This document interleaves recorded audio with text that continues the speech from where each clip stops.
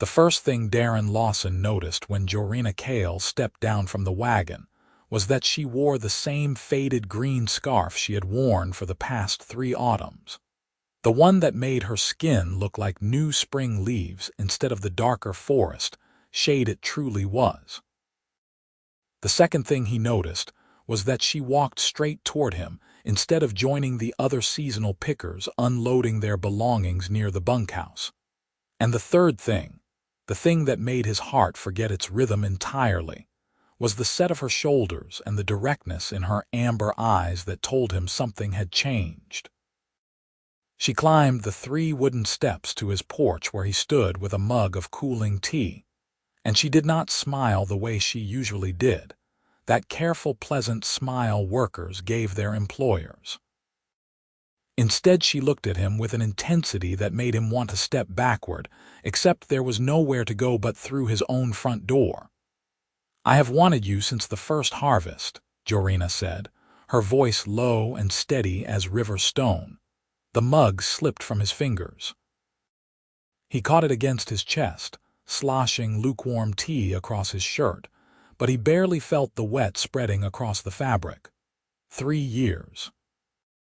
3 autumns of watching her move through his orchard, Rose with her canvas-picking bag slung across her body. 3 seasons of looking away when she caught him staring. 3 winters of remembering the sound of her laughter carrying across the trees when the other pickers made jokes he was too far away to hear.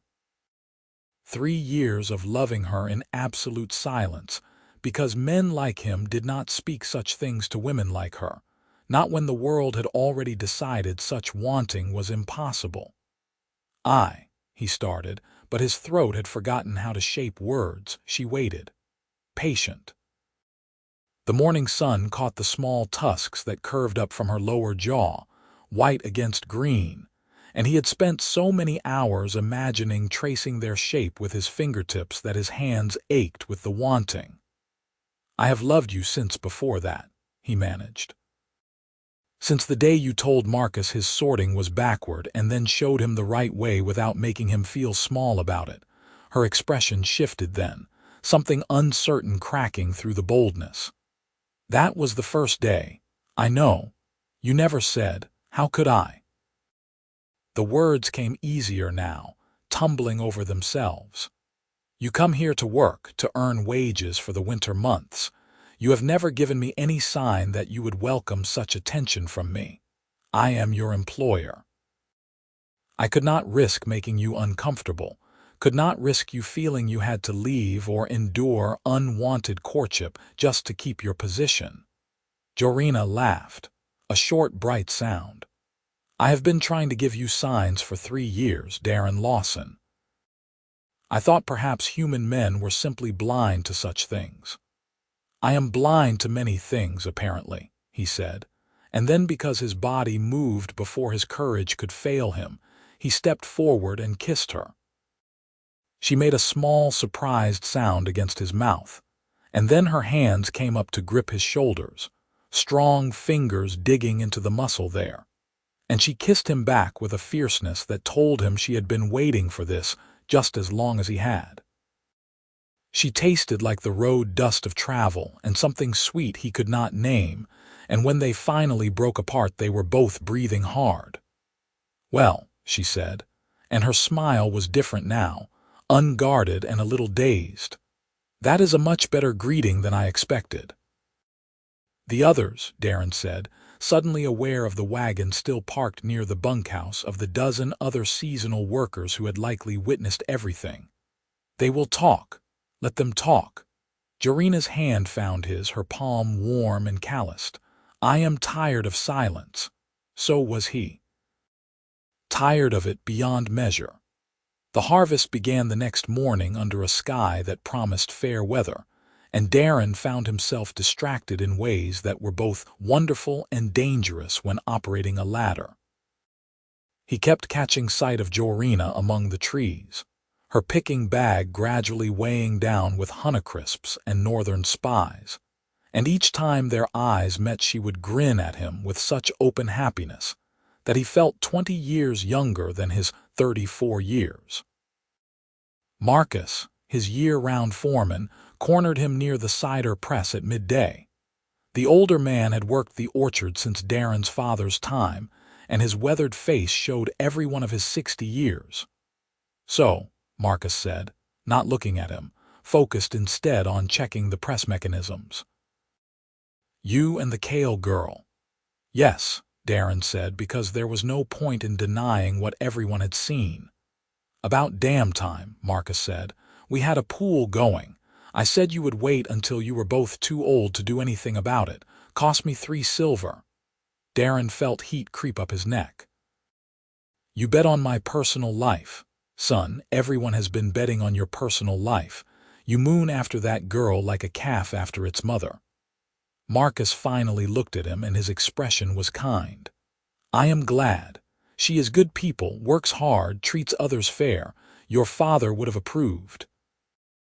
The mention of his father brought the familiar ache. 3 years gone now, the loss still sharp on bad days. His father had built this orchard from wild land, had grafted and pruned and coaxed 40 acres of rocky hillside into producing some of the finest apples in the territory. Darren had learned everything at his side, and now the responsibility of keeping that legacy alive rested entirely on his shoulders. "I hope I can be worthy of her," Darren said quietly. "You already are, or she would not have chosen you." Marcus clapped him on the shoulder. "Now stop wandering around like a lovesick fool and help me get this press working proper. We have 2 tons of drops to process before they spoil." The work steadied him, as it always did. Physical labor had a way of ordering his thoughts, the repetitive motions of lifting and sorting and processing allowing his mind to turn over the miracle of the morning. Jorina had wanted him for 3 years. The knowledge sat in his chest like a warm coal, steady and glowing. That evening he found her sitting on the bunkhouse steps, cleaning her picking blade. The other workers had gone into the village for the autumn market, but she had stayed behind. When he approached, she looked up, and something in her expression made him think she had been waiting for him. "Will you walk with me?" he asked. She set aside the blade and stood, brushing dust from her trousers. "I would like that." They walked the orchard paths as the sun settled toward the western hills, turning the leaves to copper and gold. The air smelled of ripening fruit and dry grass, the particular perfume of autumn that Darren loved above all other seasons. This was when the year's labor showed its results, when the careful pruning and pest management and irrigation either paid off or failed. This year the trees were heavy with fruit, branches bending under the weight of a generous crop. "Tell me about the first harvest," Jorina said. "What do you remember about me?" Darren had to think about that, sorting through memories that had grown precious with time. "You wore your hair in a long braid down your back. You had 3 canvas bags instead of 1, and you told me you preferred to keep different varieties separate as you picked so the sorting went faster. You asked intelligent questions about which trees to prioritize, and you did not flinch when old Bernard made that comment about orc hands being too rough for delicate work." "I remember Bernard," Jorina said, her voice dry. "I also remember you fired him before the week was out. He was lazy and cruel. The orchard has no place for either quality." Darren hesitated, then added, "I worried you thought I did it as some kind of grand gesture. I wanted you to know it was simply the right thing to do." "I knew," she said softly. "That is part of why I wanted you. You did not make a performance of your decency. You simply acted, and then moved on as though it was nothing remarkable." They had reached the oldest section of the orchard, where his great-grandfather's original planting still stood. These trees were gnarled and twisted with age, their trunks thick as wine barrels, but they still produced fruit that made the finest cider Darren had ever tasted. Complex and sharp and honey sweet all at once, with a finish that lingered on the tongue. His father had called them the heart of the orchard, and Darren maintained them with religious care. "I was married before," Jorina said suddenly. 6 years ago. He died in a border skirmish, fighting for a lord who did not care about orc lives beyond their use as sword arms. Darren stopped walking. "I did not know. I am sorry. I do not speak of it often." She touched one of the ancient trees, her fingers gentle on the rough bark. "He was a good man, and I loved him, but that love is part of my past now. I have grieved and healed, and I am ready to live again. I want you to know that what I feel for you is not some attempt to recapture what I lost. It is wholly new, wholly yours." The honesty of it struck him silent for a moment. Then he said, "I have never married. I have loved before, but never like this. Never with this certainty." "What certainty is that?" "That I would be content to spend every remaining harvest of my life watching you work these trees," he said. "That no other future makes sense anymore except the one where you are beside me." She turned to face him fully, and in the golden light her eyes were bright with unshed tears. "That is quite a declaration from a man who yesterday could barely speak to me beyond talk of picking schedules. Yesterday I did not know I was allowed to speak the truth," he said. She kissed him then, slower than the morning's desperate collision, and he wrapped his arms around her and felt the solid realness of her body against his. She was warm and strong and soft all at once, and he thought he could map the entire world in the space between her shoulder blades if given the chance. When they returned to the main yard, full dark had fallen and the other workers were trickling back from the village, loud with drink and market gossip. They fell silent when they saw Darren and Jorina walking hand in hand, but the silence was curious rather than hostile. Marcus caught his eye across the yard and raised his mug in a small salute. The next 2 weeks fell into a rhythm that felt almost frighteningly perfect.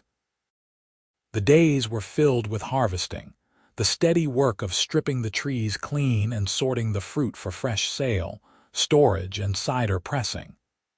The best apples went to market, the seconds into the cold cellar for winter keeping, and the drops and bruised fruit to the press. It was exhausting work from dawn until well past dusk, but Darren had never been happier. Jorina worked with a competence that elevated everyone around her. She could spot a disease-damaged apple from 10 feet away, and knew exactly how much pressure to apply when twisting fruit from the stem to avoid tearing the delicate spur. During breaks, she told stories that made the other pickers laugh until their sides ached, and more than once Darren looked up from his ledgers to find her settling an argument or helping someone repair their equipment. They stole what private moments they could. A shared cup of water under the trees at midday, his hand finding hers as they walked back to the yard in the evening. One memorable night when the others had built a bonfire and someone produced a fiddle, and she pulled him into a clumsy dance that left them both breathless and laughing. "I am not skilled at this," he protested as she spun under his arm. "Neither am I," she said, grinning. "But I do not care." He realized he did not care either. For the first time in years, the constant weight of responsibility lifted enough to let joy in, uncomplicated and bright. The trouble started on a morning that dawned cold enough to turn breath to fog. Darren woke before sunrise as always and stepped onto his porch to find the rail white with frost. His stomach dropped. It was early yet in the season for a hard freeze, at least 3 weeks before such weather should arrive, and half the crop still hung on the trees. Marcus appeared at his side within minutes, already dressed for work. "Saw it coming last night. Sky went clear and the wind died. Nothing to hold the heat in." "How bad?" Darren asked, though he could see the answer in the older man's grim expression. "Bad. Not cold enough to split the trunks, but any fruit that froze on the branch will be ruined for fresh sale. We might be able to salvage it for cider if we pick fast enough, but the quality will be poor." They spent the morning assessing the damage. The northern sections, more exposed to the wind, had suffered worst.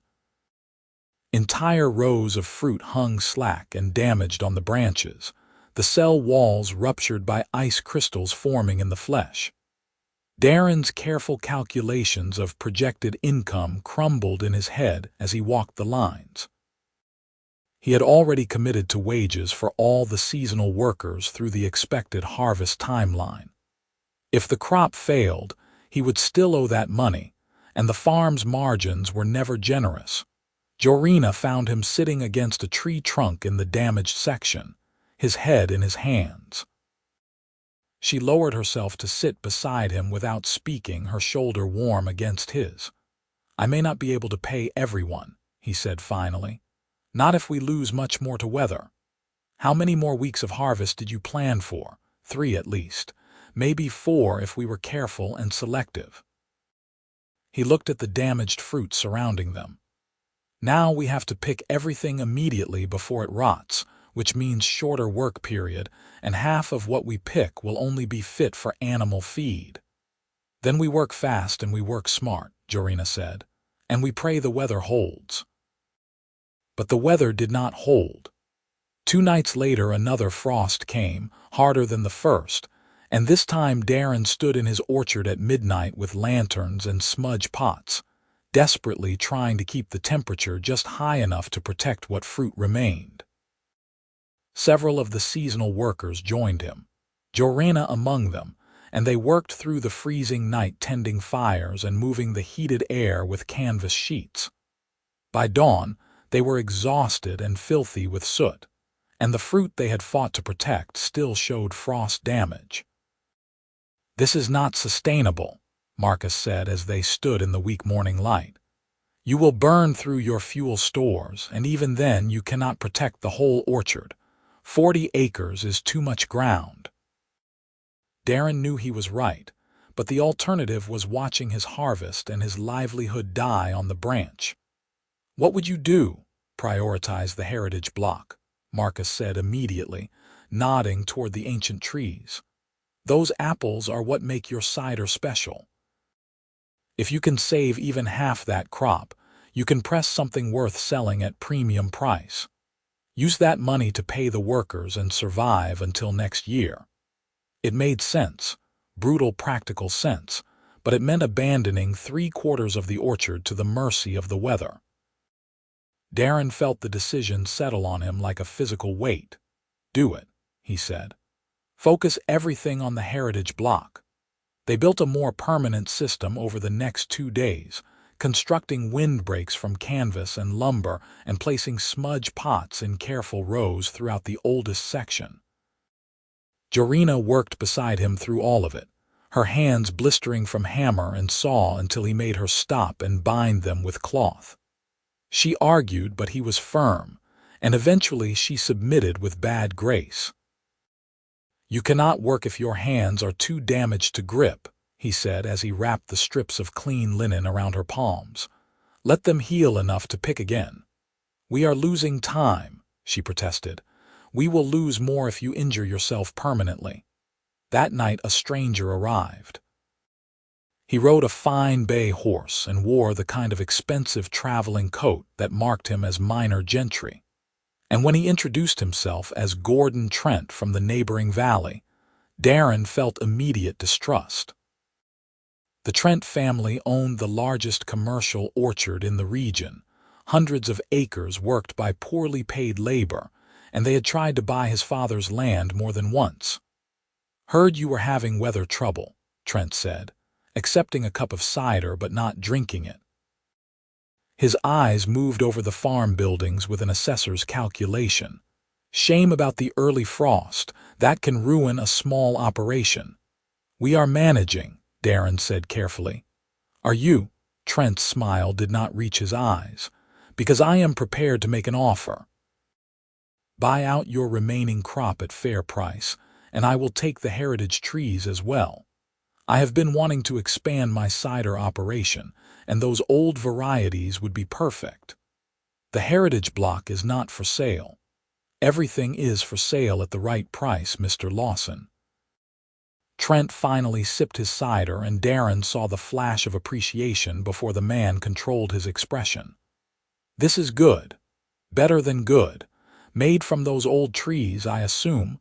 Darren said nothing. "I will pay you enough to cover your seasonal wages and have something left over," Trent continued. "You can keep the land, the buildings, replant next year with standard varieties. You would be free of this burden." "It is not a burden. It is my heritage. It is a failing business that will bankrupt you within 2 years if you keep maintaining unprofitable antique trees." Trent set down his cup. "I am trying to help you, Mr. Lawson. Pride is expensive. The smart move is to sell while you still can." After Trent left, Darren stood on his porch and watched the man ride away. His hands were shaking with suppressed anger and fear because some part of him knew Trent was right. The orchard barely turned a profit in good years, and this was shaping up to be a disastrous year. He could sell the crop, sell the heritage trees, start over with efficient modern varieties that produced reliable yields with less labor. But those trees were planted by his great-grandfather's hands. They had survived 100 seasons, and their fruit made cider that people traveled miles to taste. If he sold them to Trent, they would be grafted and propagated and lose their connection to this specific hillside, this particular combination of soil and climate and care that made them unique. They would become just another commodity. Jorina found him there an hour later, still standing frozen in indecision. "Marcus told me about the offer," she said. "I cannot sell," Darren said, "but I do not know if I can afford not to." She stepped in front of him, forcing him to meet her eyes. "What do you need?" "A miracle," he said, trying for humor and failing. "Or a way to protect the trees through the frost season without burning through all my resources, and more time to finish the harvest properly, which I cannot afford to pay for." "Then we find another way," Jorina said firmly. "Tonight, after supper, we sit down with Marcus and we think. There has to be an answer." They gathered in Darren's kitchen after the evening meal, the 3 of them plus 2 of the more experienced seasonal pickers, an older human woman named Vera and a young orc man called Tam. Darren spread his diagrams of the orchard across the table and explained the problem. They needed to protect roughly 6 acres of heritage trees from repeated hard frosts for potentially weeks, without depleting the fuel supply for the smudge pots. And they needed to do it while simultaneously harvesting the protected fruit. "The pots work, but they burn through fuel too fast," Marcus said, "and the smoke damages the fruit if it is too thick." "What if we used a different heat source?" Tam suggested. He was young, maybe 20, but he had a thoughtful way of approaching problems. "Something that produces heat without smoke." "Like what?" Darren asked. "Stones," Vera said suddenly. "My grandmother's people used to heat stones in a fire and then move them into the areas that needed warming. The rocks hold heat for hours, and there is no smoke once they are in place." Darren considered that. It would take hundreds of stones, and we would need to keep fires going constantly to heat them, which uses fuel anyway. "But you would use less fuel overall," Jorina said, leaning forward, "because the stones retain heat much longer than an open pot. And you could use lower quality fuel for the heating fires, save the good oil for when we truly need the smudge pots as backup." They worked out the logistics until well past midnight.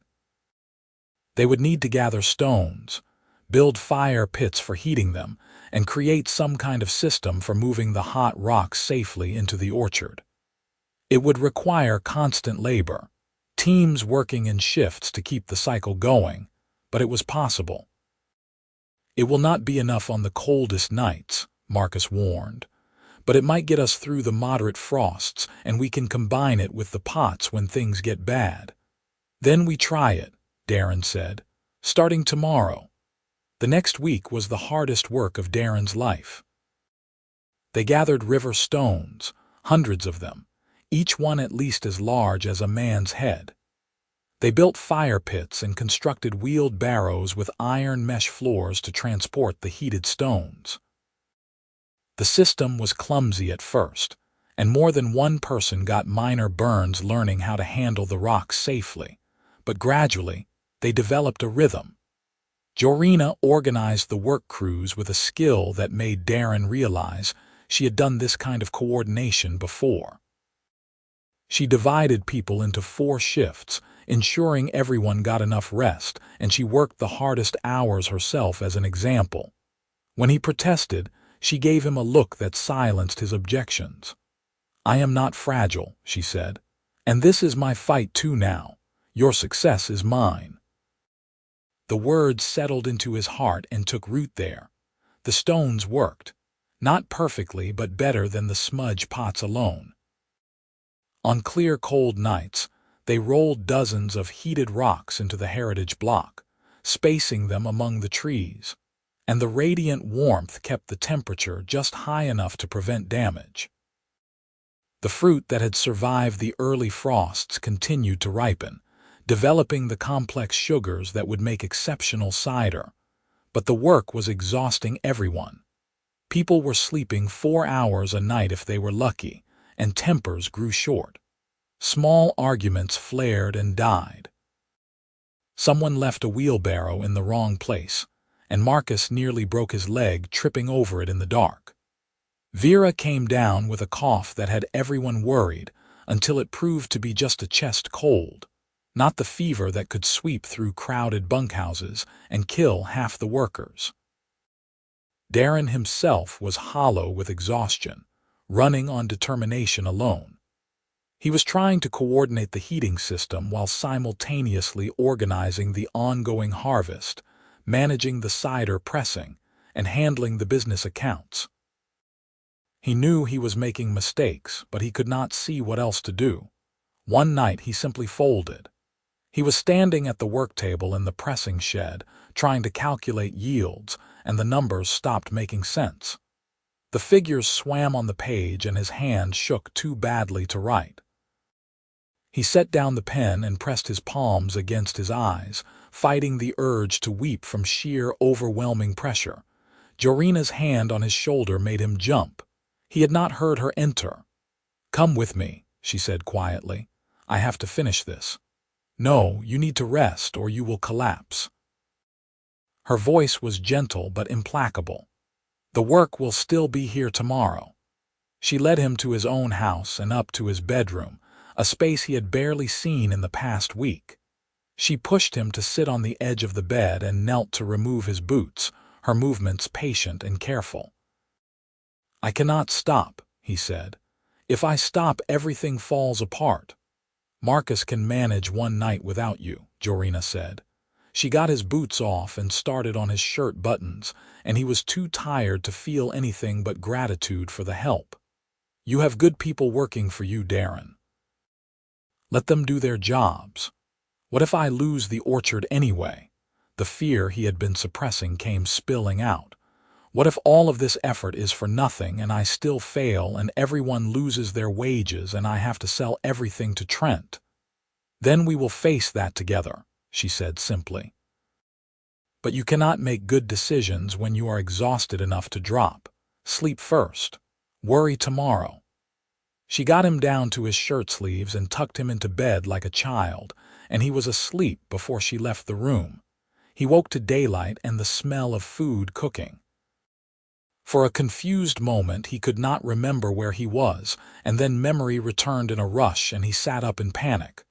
What time was it? How much work had he missed? Jorina appeared in the doorway with a plate of eggs and bread. "Eat," she commanded. "What time is it?" "Mid-morning." "Marcus and Tam have the day crews working. I have already checked the heritage block and the fruit looks good." She set the plate on his lap. "Eat, or I will be very disappointed in you." The food was simple but good, and his body remembered it needed sustenance. He ate while she sat on the edge of the bed and told him about the morning's work. Her presence was calming in a way he had not realized he needed. "You should not be taking care of me," he said when he finished eating. "You should be resting yourself." "I slept," she said. "And I wanted to be here when you woke. You frightened me last night. I am sorry. Do not apologize. Just do not do it again." She took the empty plate and set it aside. "I know you carry the weight of this place on your own shoulders, but you do not have to anymore. I am here. Marcus is here. Let us help bear the load." He reached for her hand and she gave it, threading their fingers together. "I am not accustomed to relying on others." "I know," she said. "I can tell. But relationships mean sharing burdens as well as joys. If we are to be together, you must learn to trust me with the difficult parts, not just the easy ones." "Is that what we are?" he asked. "Together?" "I would hope so, given that I have been spending every free moment with you and you have kissed me approximately 24 times in the past 3 weeks. Her tone was light, but her eyes were serious. "Unless you have been unclear on your intentions." "I want you in my life permanently," Darren said, the words coming easily because they were true. "I want to wake up every morning and know you are here. I want to share this place with you, not as worker and employer but as partners." That sounds remarkably like a proposal of marriage. His heart seized.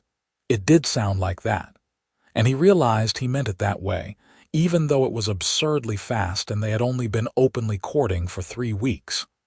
But he had loved her for 3 years and she had loved him, and when you knew, you knew. "If I asked, would you say yes?" He said, his voice rough. "Ask me when we have saved the harvest," Jorina said softly.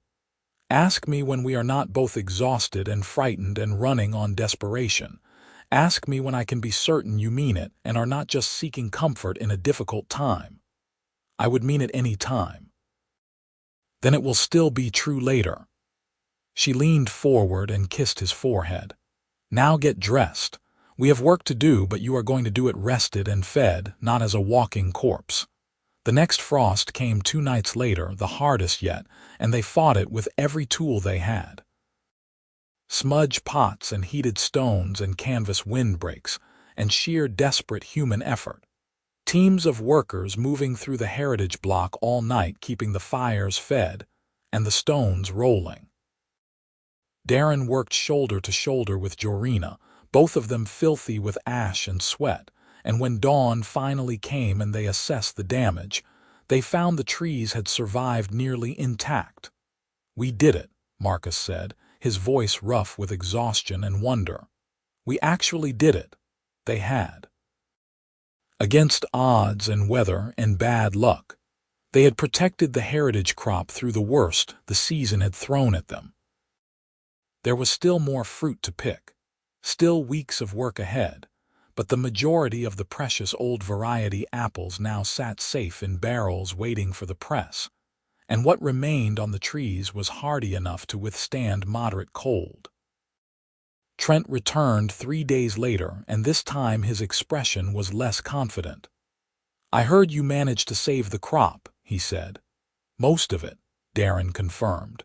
They were standing in the pressing shed, surrounded by barrels of heritage apples. The air smelled incredible, rich and sweet and complex. "My offer still stands," Trent said. "I will buy the fruit you have harvested and the trees." "No," Darren said simply. "You are making a mistake. You got lucky with the weather, but next year could be worse. You are one bad season from losing everything." "That is true of every farmer in the territory," Darren said. "But those trees are not leaving this land. Not to you, not to anyone." Trent's expression hardened. "You will regret this." "Perhaps," Darren said. "But it will be my regret to carry, not yours." After Trent left, Jorina emerged from where she had been listening around the corner. "He is going to cause trouble." "Probably," Darren agreed. "But I cannot live my life afraid of what difficult men might do. The orchard stays as it is." The trouble came faster than expected. 2 nights later, someone cut the fence on the northern boundary and scattered the gate wide. and by morning a dozen of Trent's cattle had wandered into the orchard and damaged half an acre of young trees. It was clearly deliberate, the fence cut with tools rather than broken by accident, and Darren felt white-hot rage rise in his chest. "He is trying to force your hand," Marcus said grimly. "Do enough damage that you have to sell just to cover repairs." Darren rode to the territorial magistrate the next morning and filed a formal complaint. The magistrate, a fair-minded older woman named Helena Cross, listened to his account and examined the evidence he brought, including the clean tool cuts on the fence wire. "This is serious," she said. "Deliberate property damage. If you can prove Trent ordered it, he will face substantial fines." "He was careful," Darren said. "I am sure he had hired men do the actual work, but who else would benefit?" "Let me investigate," Magistrate Cross said. "In the meantime, I will issue a protection order. If any further damage occurs, Trent will be held responsible whether or not direct connection is proven." The protection order seemed to work. No further sabotage occurred, and the remainder of the harvest proceeded without incident. By the time they picked the last apple from the heritage block, it was late in the season, and the first real snows were threatening in the northern mountains. Darren gathered all the seasonal workers in the yard on the final day and paid out wages in full, plus a bonus for everyone who had worked the overnight heating shifts. It emptied his reserves down to almost nothing, but these people had saved his livelihood and they deserved to be compensated fairly. "You have gone above and beyond," he told them. "You have my gratitude and my respect.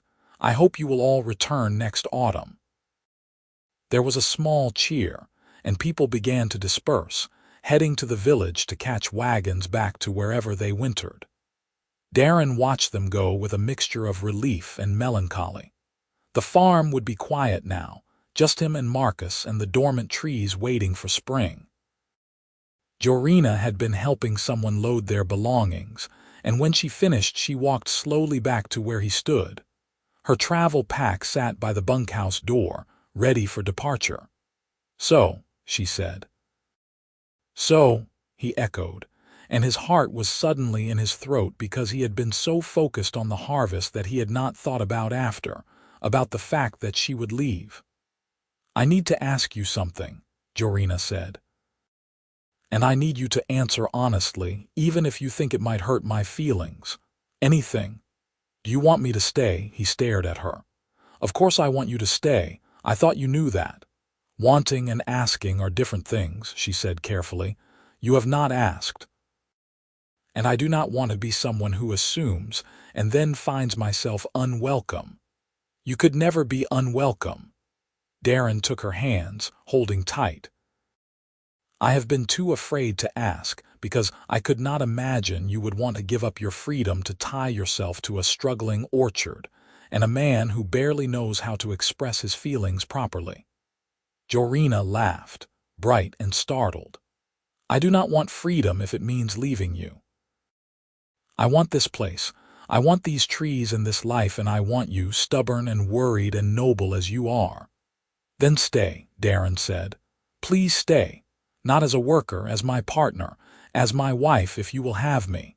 "There it is," she said softly. "I was waiting for you to find the courage." "Is that a yes?" "That is absolutely a yes," she said, and she kissed him there in the yard with the autumn sun slanting golden across the orchard, and the season's work done, and the future spread out before them like a promise. They married in the spring under the oldest tree in the heritage block, the one his great-grandfather had planted first when he cleared this land.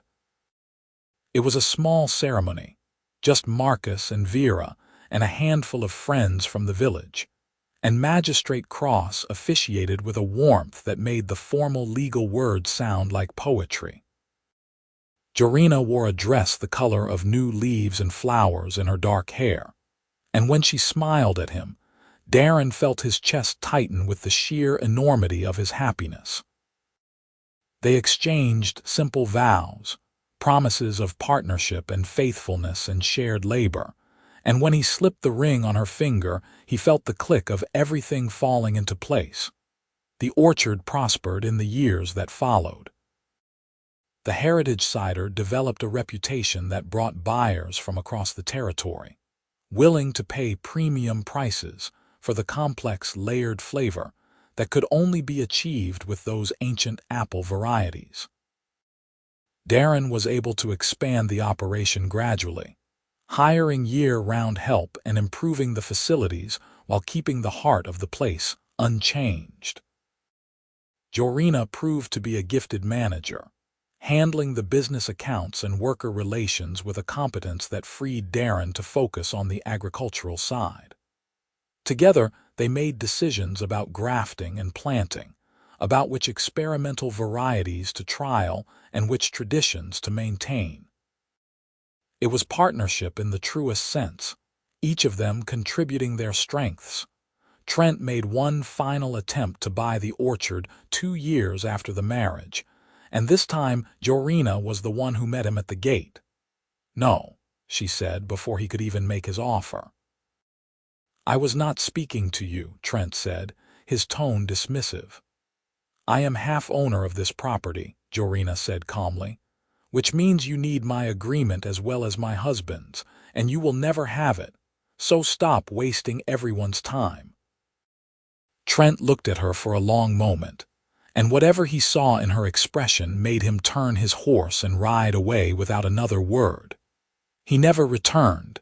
In their 3rd spring together, Jorina told Darren she was pregnant. He had been grafting new rootstock in the nursery section, and when she spoke the words he dropped his knife and simply stared at her, unable to process the information. "Are you displeased?" she asked, sudden worry crossing her face. "No," he managed. "No, I am the opposite of displeased. I am terrified and elated, and I do not know what to do with my hands." She laughed and caught his hands in hers, pressing them flat against her belly where no visible change showed yet. "You have 7 months to figure out what to do with them. I suggest you start by holding your child when they arrive." The baby came in late autumn, appropriately enough, during the pressing season. Jorina's labor was long and difficult, and there were hours when Darren thought he might go mad with fear, pacing the kitchen while the midwife worked upstairs. But when he finally heard the thin wail of a newborn, he nearly fell to his knees with relief. The midwife appeared at the top of the stairs. "You have a son," she said. "Both mother and baby are well. You can come up." Darren took the stairs 2 at a time. Jorina lay propped against pillows, exhausted and sweat-soaked and beautiful, and in her arms was a tiny squirming bundle. The baby had his mother's green skin and his father's dark hair, and when Darren gently touched the small hand, it gripped his finger with surprising strength. "His name is Curran," Jorina said, "if you approve." "It is perfect," Darren whispered. "He is perfect." Curran grew into a bright, curious child who loved the orchard as much as his parents did. By the time he could walk, he was toddling between the tree rows, and by 5, he could identify apple varieties by leaf shape. He had his mother's warm humor and his father's quiet determination, and watching him grow filled Darren with a contentment he had not known was possible. 2 years after Curran's birth came a daughter they named Clara, fierce and bold from the moment she entered the world. She was followed 3 years later by another daughter, Lily, gentle and thoughtful. The farmhouse that had seemed too large for just Darren filled with noise and life and the particular chaos of children, and somehow the orchard accommodated it all. They built a larger bunkhouse for the seasonal workers and a proper pressing facility with modern equipment. But they kept the heritage block exactly as it had always been, ancient trees tended with reverence and care. Those trees became the legacy they would pass to their children, along with the story of a woman who spoke her heart on a porch one autumn morning and the man who loved her enough to fight for their shared future.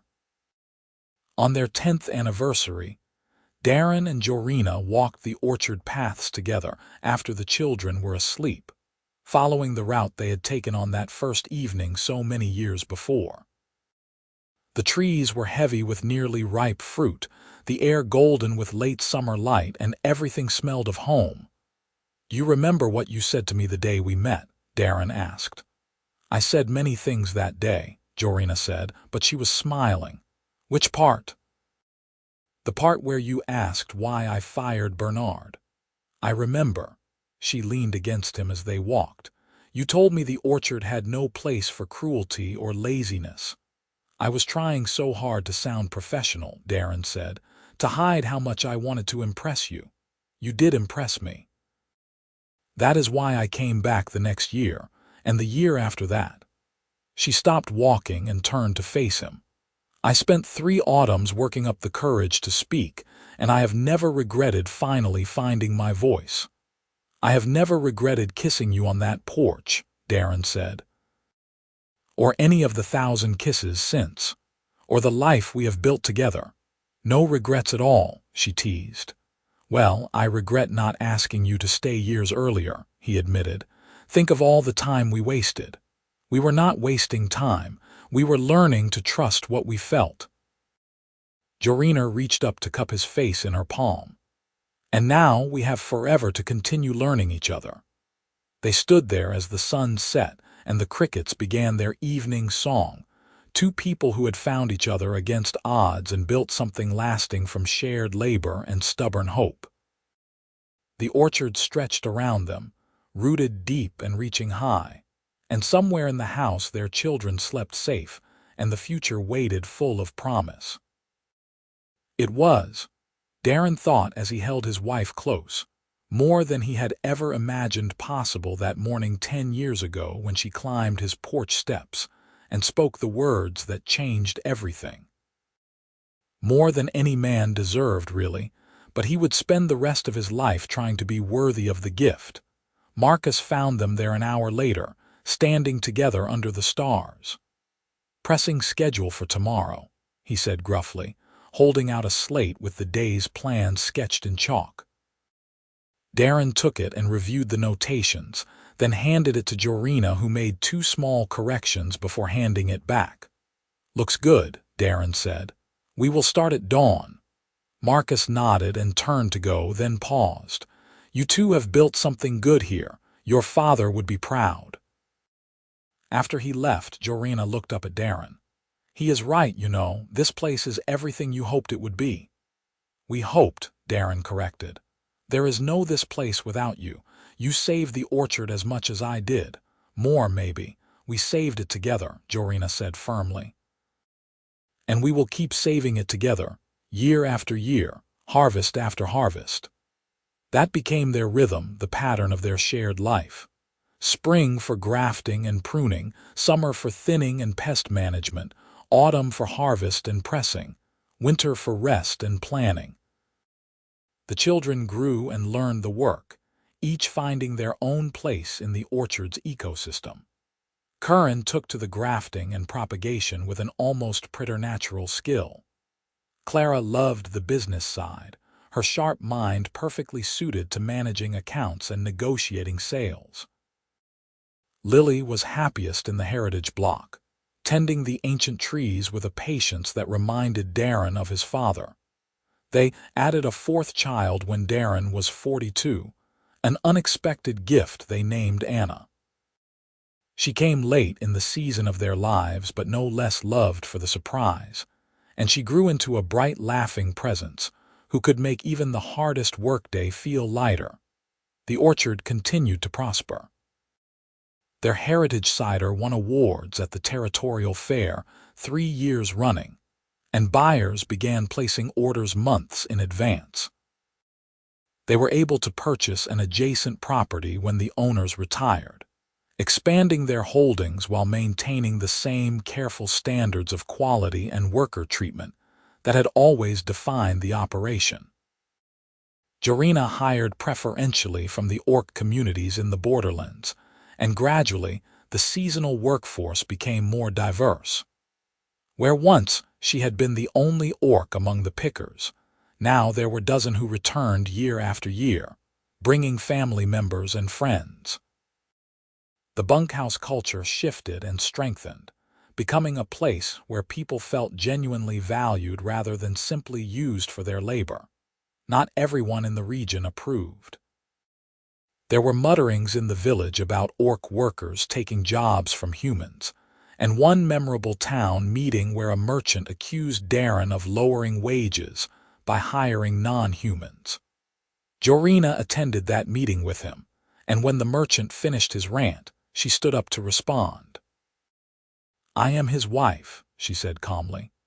"I am half owner of the Lawson orchard, and I can assure you that every worker, human or orc or anything else, receives the same fair wage for the same work. If you have evidence otherwise, please present it. If not, perhaps you should examine why you assume orc labor is worth less than human labor." The merchant had no response to that, and the meeting moved on to other business. But afterwards, several other business owners approached them privately to express support, and two even asked about hiring recommendations for their own operations.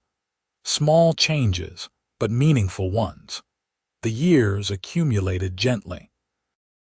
Darren turned 50, then 55, and found himself becoming the elder statesman of the local farming community. Younger growers came to him for advice, and he shared what he knew freely, remembering how isolated he had felt after his father's death. Jorina organized a cooperative where small farms could pool resources for pressing equipment and cold storage, reducing costs for everyone involved. When Curran turned 23, he asked permission to build a house on the eastern section of the property. He had been courting a human woman from the village, a teacher named Mara, and they wanted to marry and start their family close to the orchard. "You do not need my permission," Darren told his son. "This land is as much yours as it is mine." "Still," Curran said, "it felt right to ask." They held the wedding under the same ancient tree where Darren and Jorina had married, and watching his son exchange vows reminded Darren viscerally of his own wedding day, the sense of rightness and completion. Mara was a good woman, smart and kind, and she fit into the family with an ease that suggested she belonged there. Clara showed no interest in marrying, focused instead on expanding the business side of the operation. She negotiated contracts with restaurants and specialty food shops across the territory, building a distribution network that increased their income substantially. She was fierce and brilliant, and Darren was proud of the woman she had become, even if he occasionally worried about her working too hard. Lily married a quiet orc man named Tam, who had worked as a seasonal picker for years. He was skilled with woodworking and built furniture during the winter months, beautiful pieces that sold for good prices in the village market. They had twin daughters who filled the farmhouse with chaos and laughter. Anna, the youngest, declared at 15 that she intended to become a magistrate like Helena Cross. She was passionate about justice and fairness, and spent her free time reading legal texts borrowed from Cross's personal library. Darren supported her ambitions while privately wondering how they would manage the orchard when she eventually left to pursue her calling, but that was a problem for future years. For now, the orchard thrived and the family was healthy, and the work continued in its satisfying seasonal rhythm. Darren was 61 when Marcus died. The older man had continued working well into his 70s, finally slowing down only in the last 2 years when his joints grew too stiff for ladder work. He passed peacefully in his sleep one winter night, and they buried him on a hillside overlooking the orchard he had helped build. The loss hit Darren hard. Marcus had been his connection to his father, the living link to the orchard's history, and without him, Darren felt suddenly unmoored. For weeks he moved through his days mechanically, doing what needed to be done, but taking no joy in it. Jorina let him grieve without trying to fix it, simply staying close and handling the things he could not. One evening she found him sitting in the empty pressing shed, staring at nothing. "He taught me everything," Darren said. "How to read the trees, how to time the harvest, how to manage people fairly. I would not have this life without him." "I know," Jorina said softly, "and he knew you valued him. He was proud of what you built here." "I keep thinking I should ask him about something and then remembering I cannot." Darren rubbed his eyes. "It feels wrong that the orchard continues without him." "He would want it to continue," Jorina said. "That is what legacy means. The work goes on even after we are gone." The grief eased gradually, softening into a bittersweet ache rather than acute pain. Darren threw himself into teaching Curran everything Marcus had taught him, determined to pass the knowledge forward. His son proved an apt student, and watching him work the trees with growing confidence gave Darren a sense of continuity that helped heal the loss. The years continued their march. Grandchildren arrived, a whole new generation who would grow up knowing the orchard as home. Darren watched them play among the trees where he had played as a child, and felt the circle of life complete itself. On his 70th birthday, Jorina organized a celebration that brought together family and friends and workers past and present. The yard filled with people laughing and eating and sharing memories, and someone brought out a fiddle for dancing. Darren found himself watching from the porch, overwhelmed by the evidence of all these connections, all these lives that had touched and been touched by this place. Jorina joined him after a while, taking his hand. "What are you thinking?" "That I am a lucky man," he said. "That I have been given far more than I deserved." "You have worked for everything you have," she said firmly. "Do not diminish that. We worked," he corrected. "None of this exists without you." She leaned her head on his shoulder, both of them silver-haired now but still fitting together with the ease of decades of practice. "Do you remember the day I told you I wanted you?" "Every detail," Darren said. "You wore your green scarf, and you looked at me like you were daring me to refuse." "I was terrified," she admitted. "I thought you might say you did not feel the same way, that you had only been kind to me as an employer. I almost lost my courage a dozen times walking across that yard." "I am glad you did not," Darren said. "I am glad you were braver than I was." "We took turns being brave," Jorina said. "That is how partnership works." They stood together on the porch as the celebration continued around them, and Darren thought about that morning 40-some years ago when she had climbed these same steps and spoken the words that changed his life. About the kiss that followed, desperate and surprised and perfect. About the harvest they had saved together and all the harvests since. Season after season of shared labor building something that would outlast them both. The heritage trees still stood in their ancient block, gnarled and strong. Darren's great-grandfather had planted them more than 100 years ago, and with proper care they might stand for 100 more. His children and grandchildren would tend them, and perhaps their children after that. An unbroken line of caretakers stretching into a future he would never see. But he had played his part. He had kept the orchard alive through hard seasons and passed it forward to the next generation. He had found love when he stopped looking for it and built a family that filled his world with meaning. He had treated his workers fairly and grown something beautiful from rocky hillside soil. If his father could see him now, Darren thought he would approve. And if his great-grandfather could walk these rows one more time, perhaps he would recognize the place he started and feel satisfied that it had endured. "Come dance with me," Jorina said, tugging his hand. "We are not too old yet." They were getting close to too old. Joints stiff and balance uncertain, but Darren let her pull him down the porch steps and into the yard where someone had cleared a space for dancing. The fiddle struck up a lively tune, and they moved together, not gracefully but with the comfortable rhythm of two people who knew each other's movements by heart.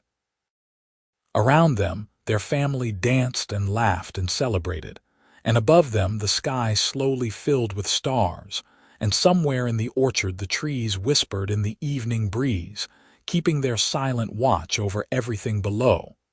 It was enough, Darren thought. More than enough. It was everything.